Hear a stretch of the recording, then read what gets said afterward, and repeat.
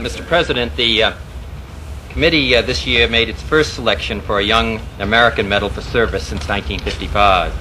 Chosen to receive the medal is Mary Ann Kingry, one of 3 children of Mr. and Mrs. Vincent Kingry of Saginaw, Michigan.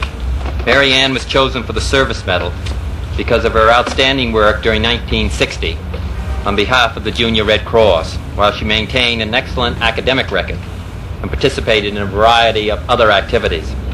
She served as a resource member of the Midwestern area of the American Red Cross and was chosen as one of the 2 American representatives at the Canadian Training Center of the Junior Red Cross in Ontario, Canada. Mary Ann was the elected secretary of the Midwestern Area Advisory Council of the Junior Red Cross, was appointed to the 16-member National Youth Council of the American Red Cross, and was subject of a feature article, the Journal of the American Red Cross. In other activities, she served on her high school student council, was vice president of the Saginaw Youth Council and president of the citywide Senior High Council. She was elected sophomore representative of the Sodality Club in her high school, St. Peter and Paul, won numerous school, regional, and state debates, and was honored for a mathematics project entry in the Saginaw Science Fair. Mary Ann has continued as a member of the Scholastic Honor Society throughout high school. It's an unusual award, as I said, Mr. President. It hasn't been made since 1955. A great deal of study and effort and work is done by the committee to select a proper individual, and she was found to be outstanding for her great contributions to her community, the school.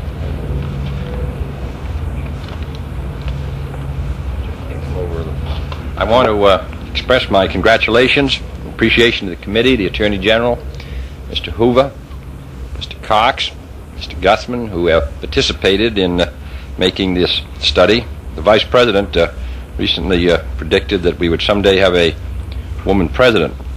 It might be discounted to a degree because he was speaking at a women's college, but I do want to say that it seems to me we got a promising candidate here. Thank you. So that I want to express my great pleasure in awarding this to you, and which is very richly deserved for a whole variety of public services. Thank you, Mr.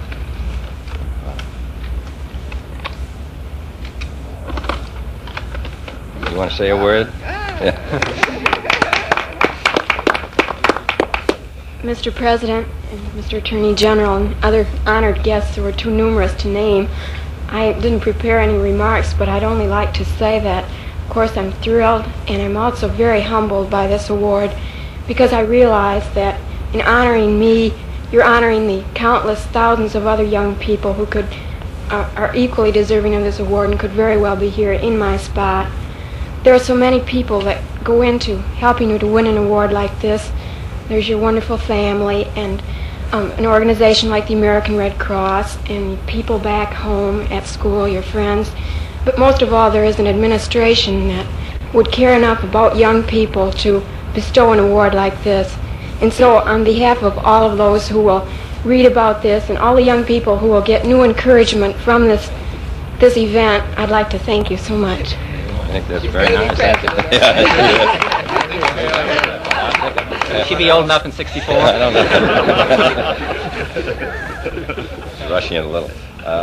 Go ahead. Mr. President, the next award is to Gerald Lee Davis, who's 12 years old. Gerald comes from Ontario, Oregon. He was outside his home one day and he saw flames and smoke coming out of the upstore windows. He rushed in, saw there were flames in front of him, leaped through the flames, and rescued his 2-year-old brother. He brought him down, picked him up. He was in a corner of a room. He picked him up. He brought him down out of the house. But the house was then almost enveloped in flames. His mother was outside and called the fire department. He looked around and saw that one of his brothers was still missing, a 4-year-old boy. So he went back in, through the flames once again. His mother came back, and they searched the rooms, found there was one room they couldn't possibly get to, and still didn't find their brother, knew that he must be in there.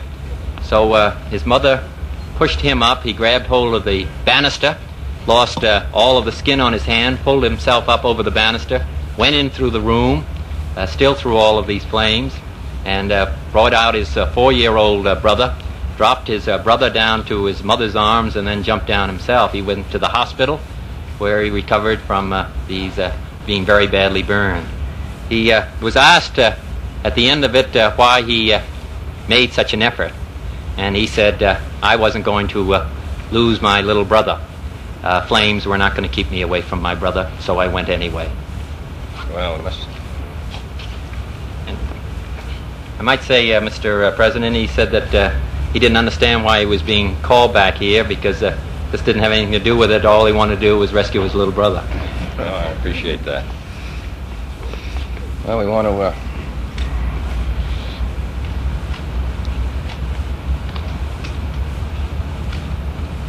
I want to express our congratulations to this young man and also our pride in him. And I'm sure that the people of his community and state feel very strongly that this is the best we produce, our best national product, in a sense, which is young men like him. And I think his responsibility to his family, I think, is the most deserving of recognition, though, as he said from the beginning, his primary interest was in helping the members of his family. So we want to congratulate you, tell you that we're very proud to have you here. Thank you very much. The next award is to Gordon Bernard Kilner, Reed City, Michigan, Mr. President. 14 years old. He was out in a boat with a friend, Mark Seth, who was also here, Mr. President. The boat turned over, and they yelled for Mark Seth is down here, Mr. President. Why don't you come up here, Mark? They saw some people on the shore, yelled for help, and they couldn't be heard, so they decided to try to swim for it. Mark, who was suffered from polio, went about 100 yards, found that he couldn't go any further, and he said to his friend Gordon that he didn't think he couldn't go any further.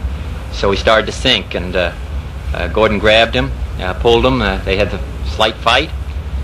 He pulled him for a little while, and then he went under again. He pulled him up again, and had him grab the tail of his dog that was swimming along, and that pulled him for a little while. And then for a third time he went under. He couldn't grab his hair because he had a crew cut. But he grabbed him by the shirt and pulled him for 400 yards into the shore. Then he listened for his heart and couldn't hear anything, so he gave him mouth-to-mouth respiratory help, even though he had never done this before. Brought him back a little bit, got in a boat, rowed across to the other side to get help, and then rowed back again to show the police where to come. This was all done by this young man. Again, a very, very brave act. Congratulate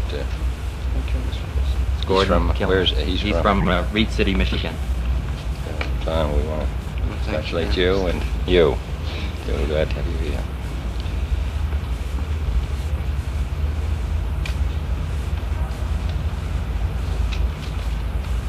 With so much, thanks, Mr. Hoover. With so much emphasis on our difficult problems, there's no ceremony more pleasant than to pay much needed recognition to all our young men and women, and particularly to this young man who has been responsible for two young men being here today. So we want to congratulate him and tell him what a pleasure it is. Thank you very much.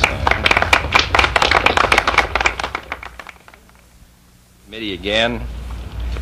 Mr. Hoover coming to participate in the ceremony, the members of the Congress, Congressman Ulmer, Senator Hart, Congressman Harvey, Senator Mansfield, Ed Guthman. I think that there's no more appropriate ceremony that we could have here today. So we're glad to have them here, and we hope next year that we'll have other young boys and girls who will be encouraged by their example. So we're very glad to have them.